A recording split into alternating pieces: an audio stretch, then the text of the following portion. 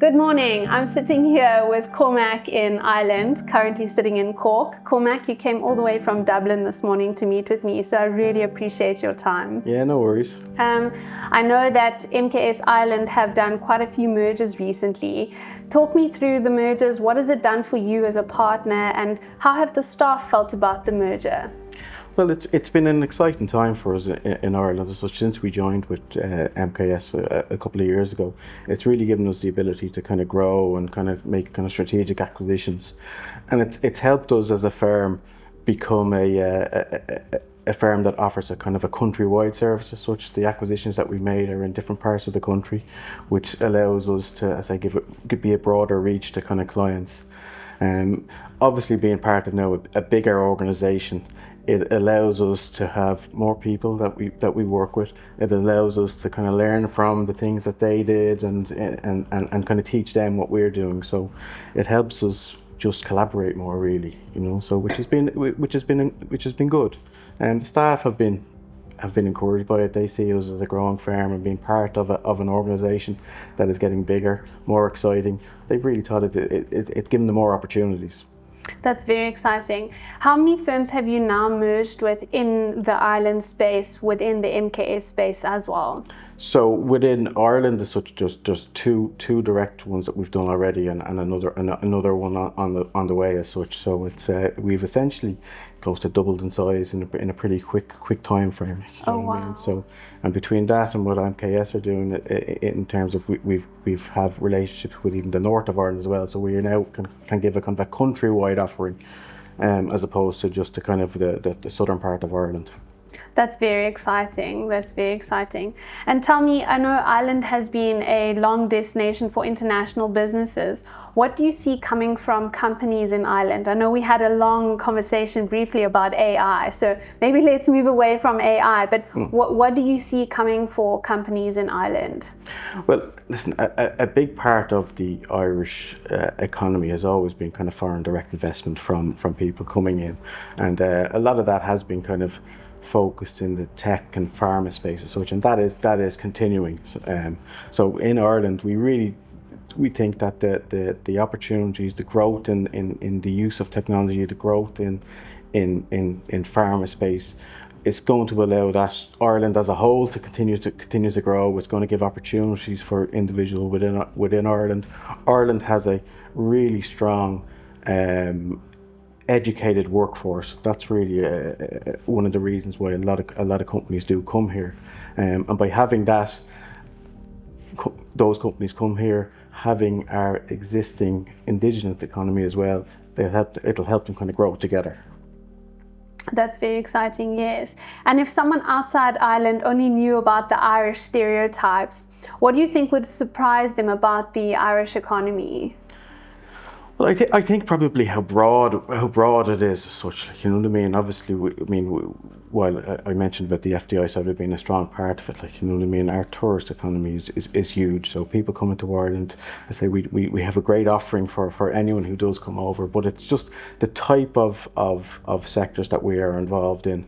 So us as a firm, as I said, while we focus on SME clients and those kind of international clients coming to Ireland and kind of trying to kind of look for mid-market support, that support we provide is across companies in every type of sector as such. So while Ireland, to say, is a small economy as such, there is a wide variety of activities within that.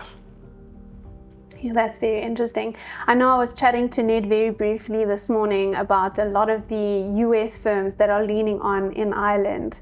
Why do you think that is? I mean, at the moment, I mean, Ireland is we're obviously the when you look at the map and you look our side, we're the first country you see.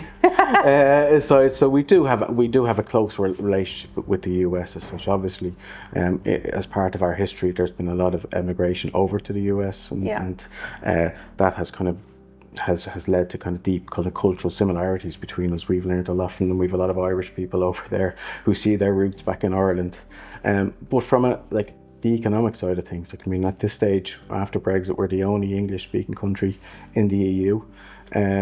Our way of doing business in Ireland is really straightforward as such, you know what I mean? So we don't have a complicated way of kind of setting companies up in Ireland. What we can offer them outside of the tax benefits that there are is, as I said, a kind of an engaging workforce here, and people with kind of similar cultural backgrounds, a kind of a legal system that's not alien to people as such, you know what I mean? So Yeah. it just, our way of doing business is really straightforward to people in the US, and generally anyone kind of coming outside of Ireland. So that's why it has been such a kind of a strong place for people to come.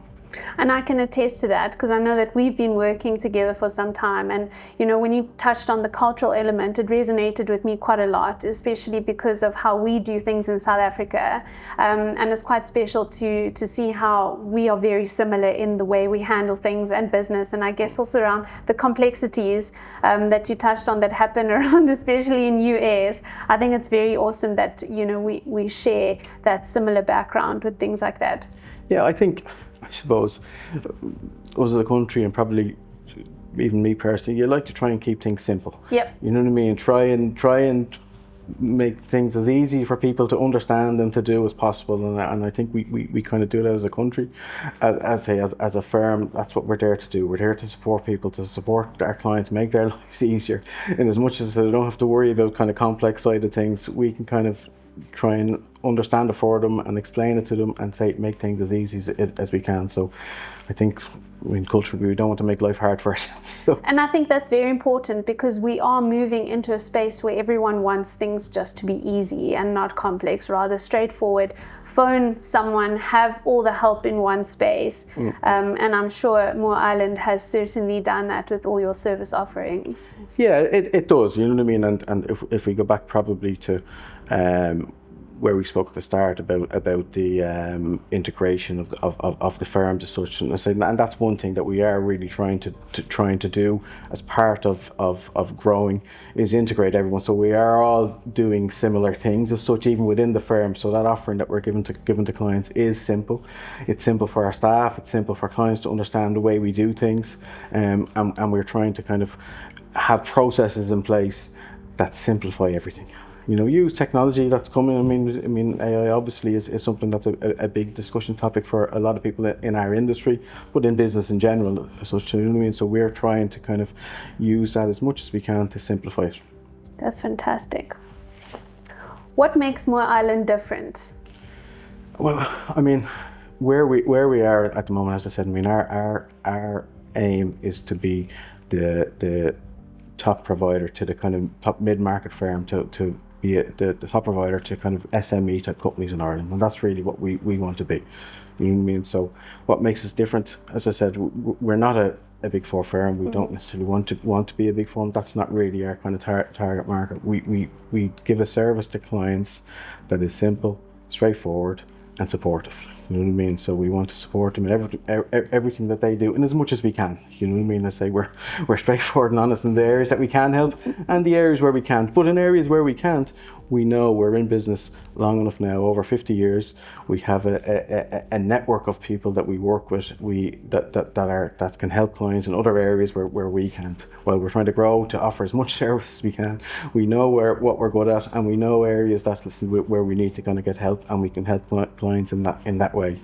As I said, which we have a lot of clients who are, as I said, people coming into Ireland, and we like to kind of say we offer that kind of cradle to grave type services, which, you know what I mean, where people come in, we help them with their setup, we help them with kind of structuring, we help them with their day-to-day, you know what I mean, as much as we can. And if and when the time happens that people have no need for the structures that they've used, we help them with the kind of shutdown of it. So we try to do it in a kind of a simple way for our clients.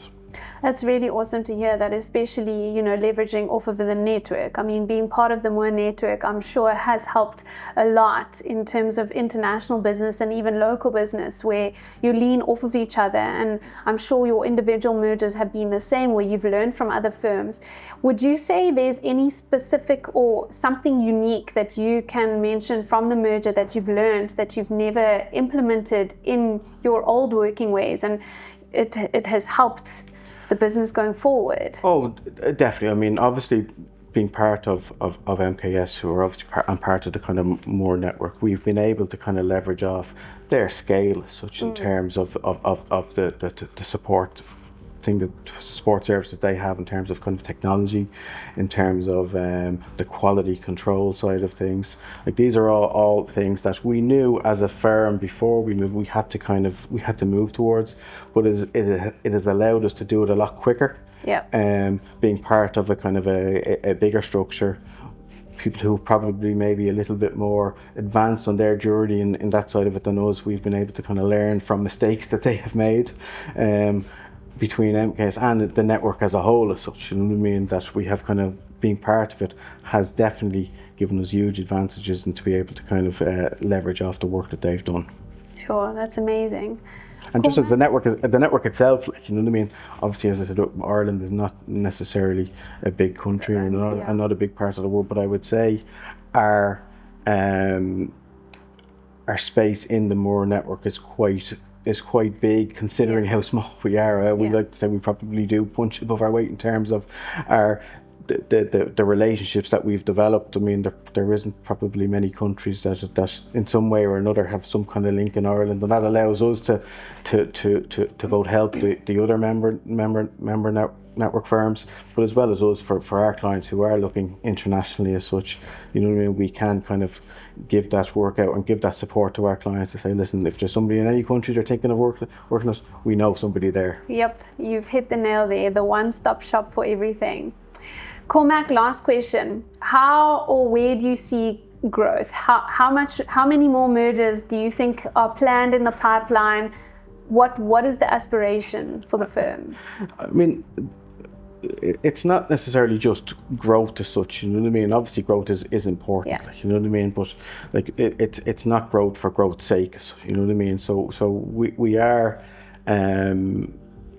strategic in what we want to do as such, you know what I mean? So when we are doing mergers, they have to have the right fit, the right culture, someone that we can come in and add value to us, and add value to our existing clients, add value to our service offering.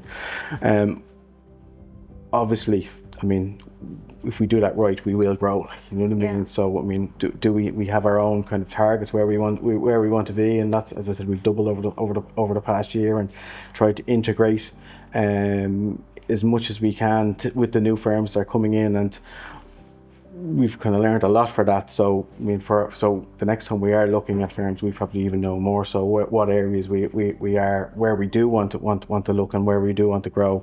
But I don't probably have a specific kind of target, because I think if we put targets on us, that might limit. We don't want to limit ourselves to that. That's true. I have to ask this question though. What is your view on AI and the impact of AI in the business space as a whole? I mean, AI is having a large impact at the moment, and it will continue to have a large impact. I think, like any tool that comes in and has come in, certainly over in any businesses, we have to use it to kind of help us grow, develop, do things better. Is it going to have a huge impact on how businesses are run? Possibly. I mean, will it change people's work habits? Definitely. Is it going to change the need for people to run, understand, and develop their own business? No. You know what I mean? It's a tool that's going to be there to help people do their work, and do their work better than they've done it so far. I mean, I think in my experience so far with it, as I said, and we're trying to engage with it as much as we can to, as I said, to help our staff, to help our clients. Where it is helping us, it's certainly helping us, we think, improve our kind of quality. But we are using it kind of carefully to make sure that it's not interrupting with how we do business, interact with people on a day-to-day basis, to make sure that we are teaching people how to use it properly, and not letting it kind of take over what we do as such. You know what I mean? As I said, I think it is a tool. It will be an important tool. So it's going to change how we do things, but fundamentally, people are going to run businesses, people are going to grow businesses, and it's making sure that we are using it to help people develop. I couldn't agree more. You often hear people or individuals that are worried about what's happening with their jobs, and I think, you know, it's very refreshing to hear that it's all about upskilling our current people and our current staff complement, just to make sure that, you know, they are doing things better and smarter. So that's very exciting. Cormac, before I head off, tell me, what is your favorite restaurant in Ireland? Oh, I mean, with restaurants now at the moment, I mean, I've two young kids at home, so restaurants are all about fast food and all that.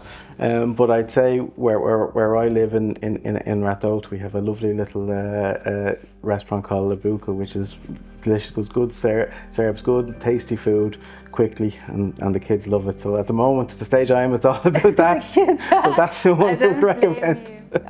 Well, thank you very much for your time, Cormac, and thank you.